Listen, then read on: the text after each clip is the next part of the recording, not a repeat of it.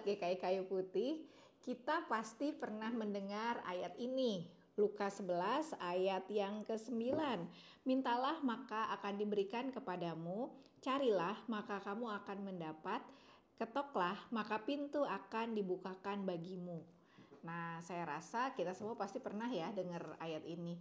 Dan kita juga di dalam doa-doa pribadi kita pasti dong kita meminta, kita mencari, kita mengetok pada Tuhan. Misalnya kita minta kesembuhan atau kita minta agar kita diterima bekerja. Kita minta jodoh mungkin, atau kita minta juga agar kita diterima di sekolah yang memang sudah kita idam-idamkan. Nah, meminta tentu tidak ada salahnya, bahkan hal itu baik disampaikan dalam doa-doa kita. Tapi terkadang kita juga perlu mengakui bahwa tidak semua yang kita minta itu ternyata dijawab ya oleh Tuhan. Misalnya kita berdoa agar keluarga kita disembuhkan atau kita sendiri disembuhkan, tapi ternyata kita harus tetap menanggung sakit yang belum kunjung sembuh juga. Atau bahkan juga kita mungkin tidak diterima di perguruan tinggi yang kita harapkan kita masuki. Nah, apabila kita berhadapan dengan realita itu, maka seperti apa sih yang dapat kita pikirkan atau yang dapat kita gumuli? Nah, firman Tuhan kali ini sebenarnya menarik sekali. Jadi jika kita baca Lukas 11 ayat 9 sampai 13, maka di sini kita melihat bahwa ayat ini tidak hanya bicara soal minta dan mendapat.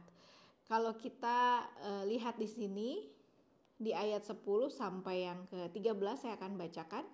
Karena setiap orang yang meminta menerima, dan setiap orang yang mencari mendapat, dan setiap orang yang mengetuk baginya pintu dibukakan.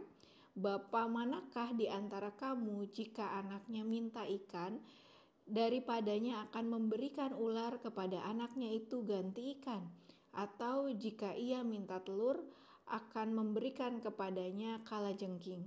Jadi jika kamu yang jahat tahu memberi pemberian yang baik kepada anak-anakmu, apalagi Bapamu yang di sorga, ia akan memberikan Roh Kudus kepada mereka yang meminta kepadanya. Nah, kadangkala jadi ketika permintaan kita tidak dijawab iya, di sini kita melihat satu hal, ya ini bahwa ternyata tidak semua permintaan kita itu baik. Misalnya nih, yang teman-teman remaja, kita pengen banget menikah dengan orang tersebut gitu ya. Ternyata entah bagaimana putus.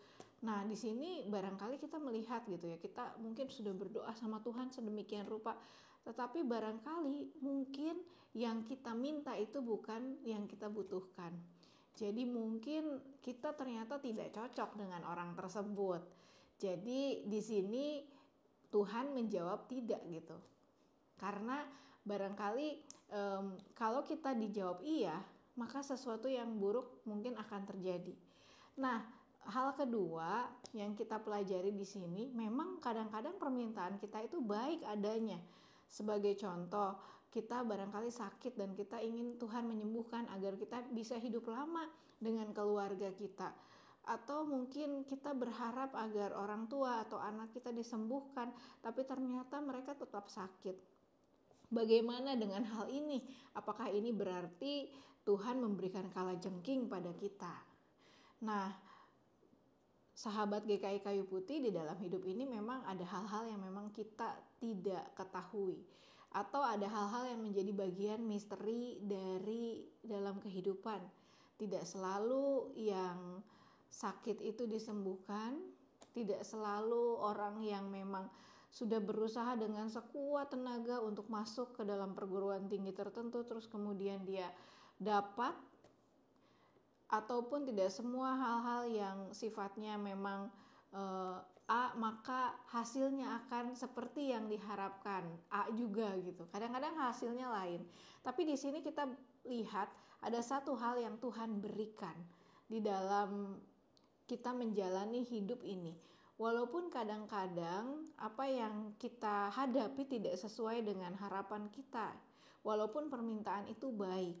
Di dalam ayat yang ke-13 dikatakan di sini, Ia akan memberikan Roh Kudus kepada mereka yang meminta kepadanya.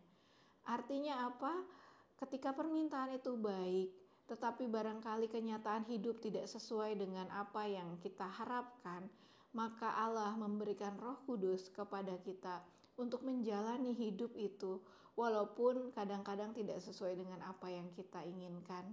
Walaupun kita mungkin tetap menghadapi sakit penyakit, walaupun kita mungkin tetap menghadapi kegagalan di dalam hidup ini, tetapi Ia memberikan Roh Kudus. Roh Kudus itu yang akan menolong kita untuk menghadapi apa yang memang kita harus hadapi, kenyataan-kenyataan yang tidak sesuai dengan harapan kita.